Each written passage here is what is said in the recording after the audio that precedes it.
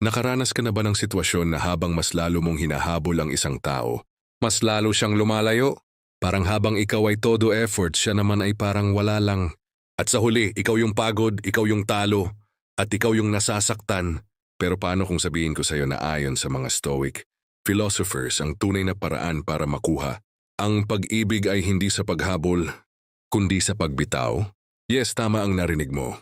Minsan, ang pinakamakapangyarihang hakbang para makuha ang respeto at pagmamahal ng iba ay ang hindi sila habulin. Bago natin simulan, nais kong magpasalamat sa mga loyal kong subscribers sa patuloy na pagsuporta sa aking channel. Kayo ang inspirasyon ko sa paggawa ng mga bagong content. Kung bago ka sa channel ko, comment mo na kung taga saan ka. Marami sa atin ang lumaki sa ideya na kapag may gusto ka, kailangan mong ipakita. Kapag mahal mo, ipaglaban mo. Kapag gusto mo siya, gawin mo ang lahat para mapansin ka niya. Sounds romantic, di ba? Parang pelikula. Pero sa totoong buhay, madalas iba ang kinalalabasan. Habang mas nagte-text ka, mas hindi siya nagre-reply. Habang mas nagpapakita ka ng effort, mas nagiging malamig siya. Habang mas nagpupursige ka, mas lumalayo siya. Sa huli, parang nawawala yung self-respect mo. Parang nabubura yung dignidad mo dahil ikaw yung parang naghahabol. Habang siya, chill lang. Nang masakit pa, hindi lang sa relasyon to nangyayari. Kahit sa dating stage pa lang, ramdam na natin to. Yung tipong ikaw na yung gumagawa ng paraan para magkausap kayo. Ikaw na yung laging unang nagme-message. Ikaw na yung laging available. At siya, busy, hindi makasagot. O kung sasagot man, laging isang tanong lang, kamusta? Tapos ghosting ulit. Sa sobrang effort mo, parang ikaw na yung nauubos. Ngayon, bakit ba ganito? Bakit habang hinahabol mo mas lumalayo? Simple lang, human psychology. Ayon sa psychology, kapag mas madaling makuha ang isang bagay, mas hindi natin ito pinapahalagahan. Kaya kapag nakikita ng isang tao na available ka lagi, na ikaw na yung laging nag-a-adjust subconsciously, nawawala yung halaga mo sa paningin niya. Kapag hinahabol mo ang isang tao, ang ipinapakita mo ay, mas mahalaga ka kaysa sa akin, mas mataas ka kaysa sa akin, at handa akong isakripisyo ang sarili ko para sa'yo. Kahit hindi mo sinasabi ng direkta, yun ang vibe na nakukuha niya. At guess what? Wala nang mas turn off pa diyan. 3. Reverse attraction. Lalo na sa dynamics ng attraction, kapag mas habol ka, mas takbo siya. Natural instinct ng tao na hindi tumutok sa isang bagay na pilit na ibinibigay. Kung titignan mo, halos lahat ng heartbreak na galing sa paghabol ay may parehong ending. Yung hinabol, mas lalo kang binaliwala. Yung nanghabol, nauubos, napapagod, at nawawalan ng respeto sa sarili. Dito pumapasok ang Stoicism. Sabi ng Stoicism, may dalawang bagay na laging dapat mong tandaan. 1. May mga bagay na kontrolado mo. 2. At may mga bagay na hindi mo kontrolado. Guess what? Hindi mo kontrolado kung magugustuhan ka ng isang tao. Hindi mo kontrolado kung babalik siya sa'yo.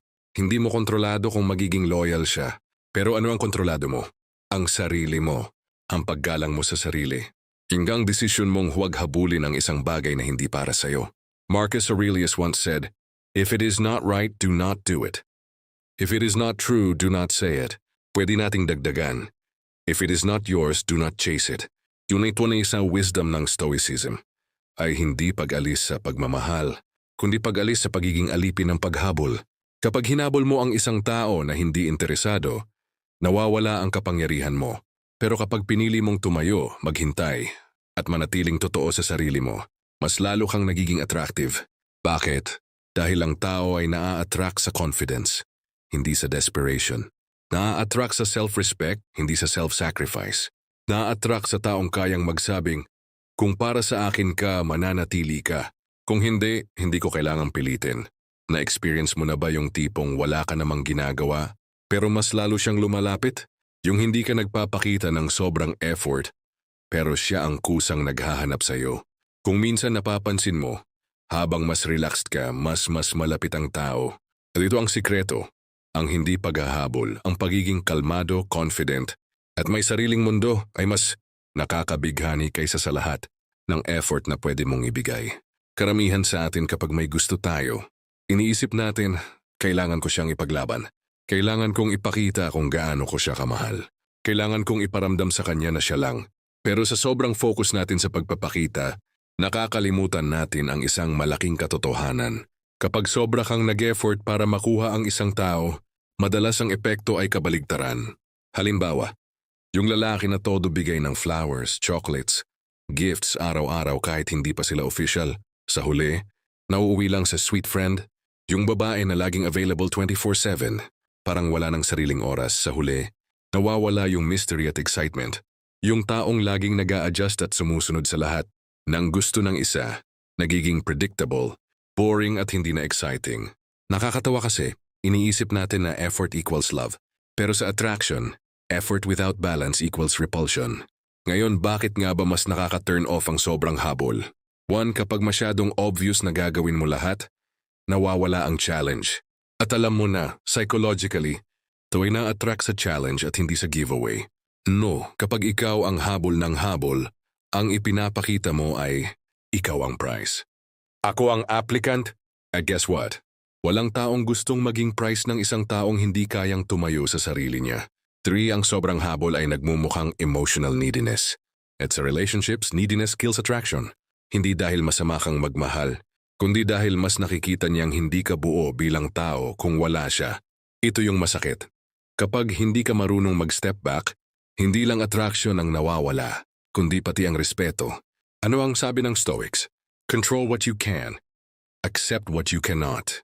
Sa dating at relationships, hindi mo kontrolado kung magugustuhan ka ng tao. Hindi mo kontrolado kung mananatili siya, pero kontrolado mo kung paano ka magdadala ng sarili mo. Narito ang 3 Stoic principles na pwede mong i-apply. The Stoics believed in apatheia. Hindi ito pagiging manhid, kundi pagiging malaya sa emotional extremes. Kapag hindi mo hinahabol ang isang tao, ipinapakita mo na may control ka sa emosyon mo. Hindi ka alipin ng desire. Yan mismo ang nagbibigay ng aura ng confidence. 2, sabi ng Stoics, dapat buo ka na bilang tao kahit wala ang iba. Hindi mo hinahanap sa ibang tao ang validation. Hindi mo hinahanap sa relasyon ang identity mo. Kapag nakikita ng isang tao na buo ka na, mas lalo kang nagiging attractive. Bakit? Kasi hindi ka clingy. Hindi ka dependent. Isipin mo to. Hindi mo kontrolado kung sasagot siya sa chat. Hindi mo kontrolado kung tatawagan ka niya. Pero kontrolado mo kung maghihintay ka buong araw o kung gagamitin mo ang oras na yon para i-improve ang sarili mo. Kapag pinili mong i-focus ang energy mo sa sarili mo, mas lalo kang nagiging valuable. Hindi lang sa paningin niya kundi sa paningin mo rin. Practical application. Instead of chasing attention, focus on building your own life. Work out, build your career, pursue your hobbies. Instead of over-messaging, give space. Dahil ang space ay nagbibigay ng chance para siya ang mag-initiate. Instead of proving your worth, live your worth. Dahil ang taong tunay na confident, hindi kailangang ipakita ng paulit-ulit natural na lumalabas. Na-experience mo na ba na habang mas nagiging busy ka sa buhay mo, mas lalo kang nagiging interesting sa ibang tao? Yung hindi ka naman nagpapapansin, pero sila mismo ang lumalapit. Ang sikreto? Hindi mo sila hinahabol. At dito pumapasok ang stoicism, ang mindset na kapag natutunan mong maging content at buo sa sarili mo, mas lalo kang nagiging attractive sa iba. Kahit wala kang ginagawa. Ang karaniwang maling akala sa relationships, kailangan kong ipakita na siya ang mundo ko para mahalin niya ako. Kaya maraming tao ang nagiging sobra sa time investment. Lagi siyang inuuna kahit hindi naman reciprocated. Sobra sa emotional investment. Lahat ng feelings ibinubuhos kahit walang assurance. Sobra sa effort, binibigay ang lahat kahit wala pang commitment. Resulta, burnout, imbalance, at madalas rejection kasi tao ay hindi naa-attract sa pagiging desperate. Tao ay naa-attract sa pagiging self-sufficient. Imagine this, may 2 tao. Yung isa laging online, lagi kang chine-check, lagi kang nandyan, at dahil palaging present parang nawawala ang mystery. Yung isa busy sa sariling growth, hindi palaging available. Pero kapag nakikipag-usap, meaningful at genuine. Sino ang mas interesting? Halos lahat sasagot, yung pangalawa. Bakit? Dahil ang tao ay naturally drawn sa mga taong may sariling buhay. Dahil ang tao ay naa-attract sa energy ng independence at self-confidence. Dahil ang taong hindi naghahabol ay may aura ng I am complete, with or without you. At dito nagiging ironic, habang mas pinipilit mong makuha ang isang tao, mas nawawala yung attraction. Habang mas relaxed ka at hindi mo siya hinahabol, mas lalo siyang curious at interesado. Ngayon, paano ginagawa ito ng Stoics? May ilang prinsipyo silang pwedeng i-apply. 1. Stoics believed na hindi mo dapat itali ang kaligayahan mo sa resulta na hindi mo kontrolado. Halimbawa, hindi mo kontrolado kung magugustuhan ka niya. Hindi mo kontrolado kung magiging kayo. Pero kontrolado mo kung paano ka magdadala ng sarili mo, paano ka magre-react at paano mo i-handle ang rejection. At kapag detached ka sa outcome, nagiging natural kang kalmado. And guess what? That calmness is magnetic. Turi para sa Stoics, ang pinakamahalagang bagay ay mabuhay ayon sa virtues. Wisdom, courage, justice, temperance.